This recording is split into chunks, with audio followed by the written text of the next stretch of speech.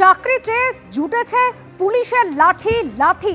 যেভাবে গতকালের ঘটনা ঘটেছে কসবা ডিওয়াই অফিসের সামনে ধুন্ধুমার কাণ্ড, তার প্রতিবাদে গতকাল সারা রাত তারা অবস্থানে বসেছেন। চাকরিহারা শিক্ষকরা তারা অভিযোগ করছেন প্রশাসনের তরফ থেকে কেউ ত্রিপলটুকু দেয়নি তাদের। ঘাসে শুয়ে তারা সারা রাত কাটিয়েছেন। ক্যান্সারে নেই আর ভয়, NCRI হবে এর জয়। আপনাদের ভরসায় নেতাজি সুভাষচন্দ্র বোস ক্যান্সার হসপিটাল। আজ সকাল 11টা থেকে ফের রিলে অনশন শুরু করেছেন তারা। আর আজই শিয়ালদা থেকে ধর্মতলা পর্যন্ত তাদের মহামিছিল হওয়ার কথা রয়েছে, যে মহামিছিলে হাঁটবেন প্রতিবাদী চাকরিহারা শিক্ষকরা। নাগরিক সমাজকেও সামিল হওয়ার আহ্বান জানানো হয়েছে। অন্যদিকে এসএসসি দপ্তরের বাইরে তারা অবস্থানে বসেছেন, তারা টানা আন্দোলন চালিয়ে যাচ্ছেন। সেই এসএসসি দপ্তরের বাইরে তাদের সঙ্গে দেখা করতে যান বিজেপি সাংসদ অভিজিৎ গঙ্গোপাধ্যায়, এমনকি রূপা গঙ্গোপাধ্যায় তিনিও যান, কথা বলেন তাদের সঙ্গে।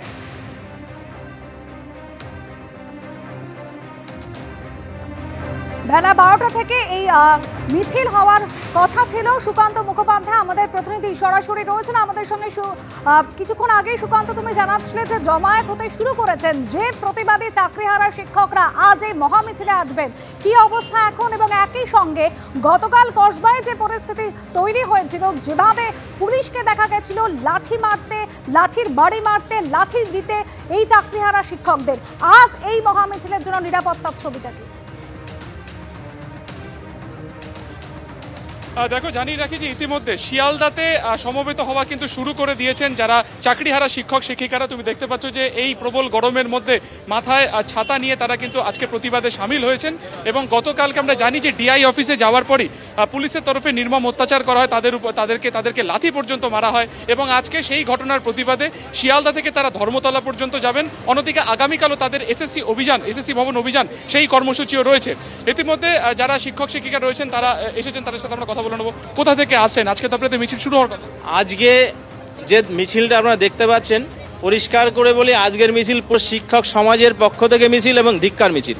গতকালকে শিক্ষকদের উপরে, আজকে অসহায় চাকরিহারা যে শিক্ষক শিক্ষিকারা, তাদের উপরে যেভাবে লাথি মারা হয়েছে, লাঠি ছেড়ে দিলাম, পেটে তো লাথি হয়েইছে, এরপরে গায়ে লাথি তুলেছে পুলিশ, এর যে ধিক্কার জানানোর ভাষা নেই। আজকে ধিক্কার মিছিল কালো ব্যাজ পরে শিক্ষক শিক্ষিকা থেকে শুরু করে সমস্ত ইন সার্ভিস টিচার্সরাও এসেছে, আজকে এই ধিক্কার মিছিলে অংশগ্রহণ করছে। দেখা যাচ্ছে কালো ব্যাচ নিয়ে তারা কিন্তু ইতিমধ্যে পড়ে সেটা নিয়ে তারা প্রতিবাদ করছেন। আমরা কথা বলে নেব। আপনাদের কাজ ছিল শিক্ষকতা করা, সেখান থেকে প্রবল গরমে আপনারা আজকে ধিক্কার মিছিলে হাঁটছেন, কতটা জীবন পরিবর্তন হয়েছে?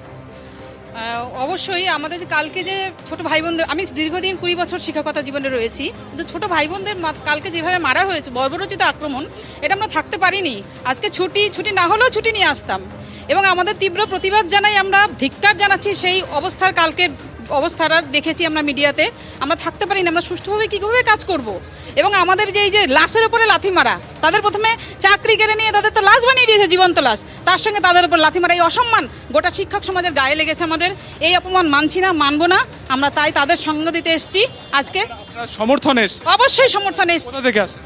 আমি এসেছি নৈহাটি থেকে। আমি একটা শিক্ষক সংগঠন, আমাদের রেজিস্টার্ড গ্রাজুয়েট শিক্ষক সংগঠন বিজিটিএ, বৃহত্তর গ্রাজুয়েট অ্যাসোসিয়েশন, টিচার্স অ্যাসোসিয়েশন, আমরা বিভিন্ন আন্দোলন করেছি, কিন্তু আজকের যেটা এসেছি এটা অন্যরকম।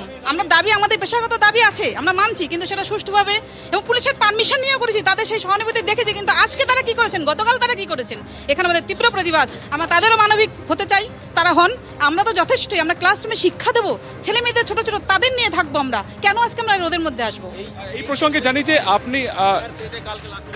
আপনারই কালকে আপনাকে তো আক্রমণ করা, আমাকে লাথি মেরেছে। আমি মনে করি, এবং আমার সহকর্মীদের কাছ থেকে যে রেসপন্স পেয়েছি, তারাও মনে করছে যে ওই লাথি শুধু আমার নয়, এটা সমগ্র শিক্ষক সমাজের, সমগ্র বাঙালির, পশ্চিমবাংলার সমস্ত মানুষের ওপর লাথি দিয়েছে।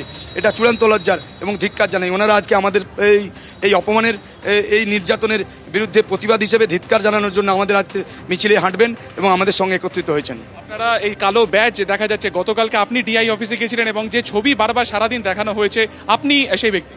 হ্যাঁ, আমি সেই ব্যক্তি। পুরো নাম? আমার নাম অমিত রঞ্জন ভূঁইয়া। আপনি কোন স্কুলে শিক্ষক? আমি কেওড়াখালী নকুল সহদেব হাই স্কুলের ভৌত বিজ্ঞানের শিক্ষক।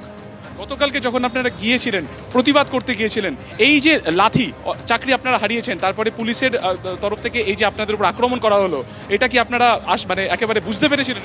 শুনুন, আমরা গতকাল গিয়েছিলাম কয়েকটা জিনিস জানতে, তার মধ্যে একটা খুব গুরুত্বপূর্ণ বিষয় ছিল। উনি বলছেন যে আমরা বা আমি তোমাদের পাশে আছি, যোগ্য শিক্ষকদের পাশে আছি, কিন্তু ডিআই অফিস থেকে বিভিন্ন এইচআই ও টিআইসির কাছে যে ইনস্ট্রাকশন বা আলাপ আলোচনা চলছে, আমাদের কাছে যা খবর আছে যে আমাদের স্যালারি 2016 সালে যে যোগ্য শিক্ষকরা আছে তাদের স্যালারি হোল্ডে রাখার জন্য। এইটা কেন? আমরা আশঙ্কিত হয়ে পড়েছি, ভীত হয়ে পড়েছি। তাহলে কি সামনের মাসে স্যালারি হবে না? তারই ক্লারিফিকেশন জানার জন্য এবং তার সঙ্গে আরও কিছু বিষয়ে আমাদের পরিষ্কার হওয়ার জন্য আমরা ডিআই অফিসে যাওয়ার চেষ্টা। জুটলো লাথি। হ্যাঁ, সেখানে গিয়ে লাঠি জুটেছে এবং লাথি জুটেছে। এটা শিক্ষক সমাজ কখনোই আশা করে না। চাণক্য একটা কথা বলে গেছে, একটা মনে রাখবেন, শিক্ষক কখনো সাধারণ না, সবসময় অসাধারণ। কিন্তু আজ সেই শিক্ষক সমাজকে লাথি মারা হচ্ছে। একবার ভেবে দেখবেন না এই রাজ্যের প্রশাসন, এই রাজ্যের সরকার, যে আমাদের রাজ্যটা কোন দিকে যেতে চলেছে। আপনারা আজকে যেটা জানা যাচ্ছে একটা লিখিত পারমিশন আপনারা চেয়েছিলেন মেল করে, তার কি প্রত্যুত্তর কোন এসেছে লালবাজারের তরফ? পশ্চিমবঙ্গে কোনো আন্দোলনেই এখন আর পারমিশন পাওয়া যায় না। যেখানে আইন এবং প্রশাসন অন্যায় নামিয়ে নিয়ে আসে, সেখানে আর কোনো আইন পারমিশনের প্রয়োজন হয় না। একেবারে আমরা দেখতে পাচ্ছি এই মুহূর্তে শিক্ষক সমাজ, এই 26,000 যাদের চাকরি গিয়েছিল তারা তো রয়েছেন, তাদেরকে সমর্থন জানানো হয়েছিল গতকালকে। সমাজের বিভিন্ন স্তরের যারা মানুষজন ছিলেন তাদেরকে আহ্বান জানানো হয়েছিল। গতকালকে আমরা দেখেছি জুনিয়র ডক্টর্স ফ্রন্ট, আরজিকর, তারাও কিন্তু এই আন্দোলনের সমর্থন করেছিলেন। এখন দেখার আজকে যখন এই আন্দোলন শুরু হয়, যখন আন্দোলন এখান থেকে ধর্মতলার উদ্দেশ্যে যাবে, কারা সেখানে উপস্থিত থাকে। রীতিমধ্যে এই গনগনে গরমের মধ্যে, প্রবল এই গরমের মধ্যে দেখা যাচ্ছে যে ছাতা মাথায় নিয়ে আজকে কিন্তু রাস্তায় নেমেছেন এই প্রতিবাদীরা, শিক্ষক, এবং তাদেরকে পাশে সমর্থন যোগাতেও কিন্তু সমাজে বিভিন্ন স্তরের মানুষজন এসেছেন। এবং আর কিছুক্ষণের মধ্যেই মিছিল শুরু হবে। এখান থেকে যে মিছিল কিন্তু সরাসরি যাবে ধর্মতলায়, যদিও তার পারমিশন দেওয়া হয়েছে কিনা সেটা কলকাতা পুলিশের তরফ থেকে এখনো সুস্পষ্টভাবে জানানো হয়নি। যদিও যারা এই আন্দোলন করছেন অর্থাৎ শিক্ষক সমাজের তরফে একটি মেলের মাধ্যমে কিন্তু জানানো হয়েছে লালবাজারকে।